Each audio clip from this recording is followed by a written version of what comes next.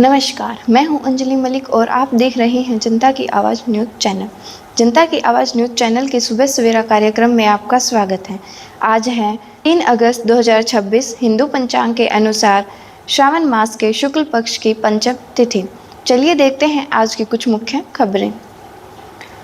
सबसे पहले बात करते हैं देश के दक्षिण हिस्से की, जहां पे केरल में लगातार मूसलाधार बारिश की वजह से जल जीवन पूरी तरह प्रभावित हो गया है। जिलों में नदियां खतरे के निशान से ऊपर बह रही हैं। भूस्खलन और जल भराव की घटनाओं के कारण कई सड़कें बंद हो गई हैं। राहत एवं बचाव के लिए एनडीआरएफ और स्थानीय प्रशासन लगातार काम कर रहा है। मौसम विभाग ने अगले 24 घंटे तक बारिश की चेतावनी जारी की है और लोगों को बिना जरूरी काम के घर से बाहर न निकलने की चेतावनी दी है।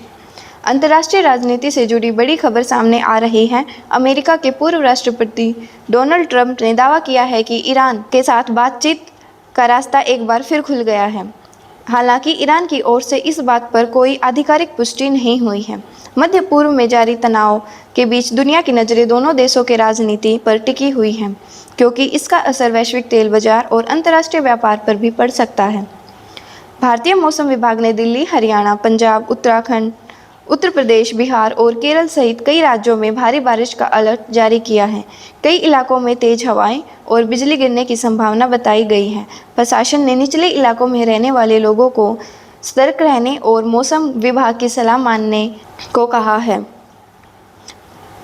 बिहार के सहरसा जिले के सिमरी बख्तियारपुर रेलवे स्टेशन पर सोमवार सुबह एक ट्रेन के इंजन और कोच में अचानक आग लग गई। आग लगते ही यात्रियों में अफरा तफरी मच गई। रेलवे कर्मचारियों और दमकल विभाग ने समय रहते आग पर काबू पा लिया। शुरुआती जानकारी के अनुसार किसी बड़े जानमाल के नुकसान की सूचना नहीं है, लेकिन घटना की जांच शुरू हो गई है। भारतीय रिजर्व बैंक के मौद्रिक नीति समिति की बैठक इस सप्ताह होने जा रही है। निवेशकों और उद्योग जगत की नज़र इस बात पर है कि ब्याज दरों में कोई बदलाव होता है या नहीं। विशेषज्ञों का मानना है कि वैश्विक ब्याज दरें स्थिर रखी जा सकती हैं। इस फैसले का असर शेयर बाजार, होम लोन और बैंकिंग सेक्टर पर देखने को मिलेगा। आज श्रावण का पहला सोमवार है। देश भर के शिव मंदिरों में श्रद्धालुओं की भीड़ देखने को मिली है। श्रद्धालु भगवान शिव का जलाभिषेक कर सुख समृद्धि और परिवार की खुशहाली की कामना कर रहे हैं। कई मंदिरों में सुरक्षा के विशेष इंतजाम किए गए हैं और प्रशासन ने श्रद्धालुओं से व्यवस्था बनाए रखने की अपील की है। हरियाणा में मानसून एक बार फिर सक्रिय हो गया है। मौसम विभाग ने अंबाला, पंचकुला, यमुनानगर, करनाल, कुरुक्षेत्र और आसपास के जिलों में मध्यम से भारी बारिश की संभावना बताई है। पिछले 24 घंटों के दौरान कई जिलों में अच्छी बारिश दर्ज की गई, जिससे किसानों को राहत मिली है। हालांकि निचले इलाकों में जलभराव की समस्या से सामने आई है। प्रशासन ने लोगों से खराब मौसम के दौरान आवश्यक यात्रा से बचने की अपील की है।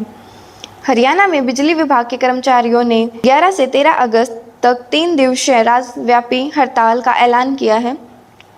कर्मचारी संगठनों का आरोप है कि बिजली व्यवस्था के निजीकरण की दिशा में सरकार कदम बढ़ा रही है, जिसका वे विरोध कर रहे हैं। दूसरी ओर सरकार का कहना कि आम जनता को किसी प्रकार की परेशानी नहीं होने दी जाएगी और बिजली आपूर्ति सुचारू रखने के लिए वैकल्पिक व्यवस्था की जा रही है। चंडीगढ़ में हुई बैठक में हरियाणा कांग्रेस के बूथ स्तर तक संगठन को मजबूत करने और किसानों, बेरोजगारी तथा स्वास्थ्य सेवाओं जैसे मुद्दों पर सरकार को घेरने की राजनीति बनाई है। पार्टी नेताओं ने कहा है कि आने वाले समय में प्रदेश भर में जनसंपर्क अभियान तेज किया जाएगा और जनता के बीच जाकर उनकी समस्याओं को उठाया जाएगा। पंजाब, हरियाणा और चंडीगढ़ में चल रही वकीलों की हड़ताल के बीच आज भारत के मुख्य न्यायाधीश वरिष्ठ अधिवक्ताओं के साथ महत्वपूर्ण बैठक करेंगे। यह विवाद लीगल एंड डिफेंस काउंसलिंग योजना को लेकर चल रहा है। उम्मीद जताई जा रही है कि इस बैठक के बाद समाधान की दिशा में कोई सकारात्मक रास्ता निकल सकता है। छात्र आंदोलन का समर्थन कर रही सीजेपी ने झारखंड में भर्ती परीक्षाओं को लेकर प्रदर्शन कर रहे छात्रों को समर्थन का ऐलान किया है। संगठन का कहना है कि परीक्षाएं प्रक्रिया पूरी तरह पारदर्शी होनी चाहिए और युवाओं को न्याय मिलना चाहिए। संगठन ने सरकार से छात्रों की मांगों पर जल्द निर्णय लेने को कहा है। देश की राजनीति में भी हलचल तेज हो गई है। विभिन्न राजनीतिक दल और आने वाले चुनाव को देखते हुए युवाओं और पहली बार मतदान करने वाले मतदाताओं तक पहुंचने की रणनीति तैयार की जा रही है। राजनीतिक विशेषज्ञों का मानना है कि इस बार युवाओं के मुद्दे चुनावी राजनीति में अहम भूमिका निभा सकते हैं। सप्ताह के पहले कारोबारी दिन निवेशकों की नज़र भारतीय शेयर बाजार पर रहेगी। विशेषज्ञों का मानना है कि वैश्विक बाजारों के संकेत, कच्चे तेल की कीमतें और इस सप्ताह होने वाली रिजर्व बैंक की मौद्रिक नीति समिति की बैठक बाजार की दिशा तय कर सकती है।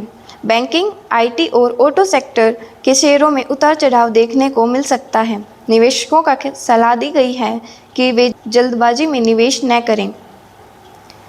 देश के कई राज्यों में लगातार बारिश के कारण डेंगू और मलेरिया के मामले बढ़ने लगे हैं। स्वास्थ्य मंत्रालय ने लोगों से घरों के आसपास पानी जमा न करने, पूरी बाजू के कपड़े पहनने और साफ सफाई की अपील की है। देश भर के कई राज्यों में नए शिक्षा सत्र की शुरुआत के साथ स्कूलों में सुरक्षा व्यवस्था मजबूत करने के निर्देश दिए गए हैं। शिक्षा विभाग ने सभी स्कूलों में सीसीटीवी कैमरा, फायर सेफ्टी उपकरण और छात्रों की सुरक्षा से जुड़े सभी नियमों का पालन सुनिश्चित करने की अपील की है। अभिभावकों से भी बच्चों की सुरक्षा को सतर्क रहने के लिए कहा है। त्योहारों और छुट्टियों को देखते हुए भारतीय रेलवे ने कई स्पेशल ट्रेनें के संचालन की घोषणा की है। रेलवे अधिकारियों का कहना है कि अतिरिक्त ट्रेनों से यात्रियों की भीड़ कम होगी और लंबी वेटिंग लिस्ट की समस्या से राहत मिलेगी। यात्रियों से टिकट केवल आधिकारिक माध्यमों से बुक करने की अपील की गई है ताकि धोखाधड़ी से बचा जा सके। भारतीय क्रिकेट टीम श्रीलंका दौरे की तैयारियों में जुटी हुई है। टीम प्रबंधक खिलाड़ियों की फिटनेस और अंतिम संयोजन पर लगातार नज़र बनाए हुए हैं। दूसरी ओर कॉमनवेल्थ गेम्स में शानदार प्रदर्शन करने वाले भारतीय खिलाड़ियों का देश भर में स्वागत किया जा रहा है। खेल विशेषज्ञों का मानना है कि भारत आने वाले अंतर्राष्ट्रीय टूर्नामेंटों में भी मजबूत चुनौती पेश करेगा। इसी के साथ हमारा कार्यक्रम समाप्त होता है। जय हिंद, जय भारत।